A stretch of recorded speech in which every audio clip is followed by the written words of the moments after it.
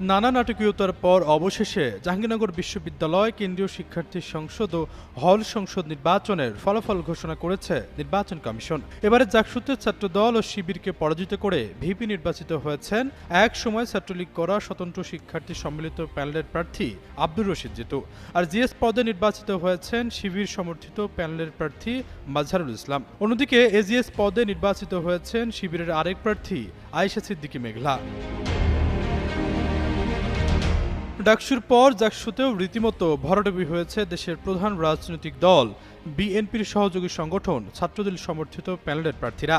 যদিও নির্বাচনের কারচুপির অভিযোগ তুলে আগেই ভোট বর্জন করে ছাত্রদলের প্রার্থীরা। এর আগে বৃহস্পতিবার সকাল ৯টা থেকে বিকেল ৫টা পর্যন্ত ২১টি আবাসিক হলে ভোট গ্রহণ অনুষ্ঠিত হয়। পরে হলের কেন্দ্রগুলো থেকে ব্যালট বাক্স সিনেট ভবনে আনা হয় এবং রাত ১০টার কিছু পর থেকে শুরু হয় ভোট গণনা। পরে শুক্রবার বিকেল পর্যন্ত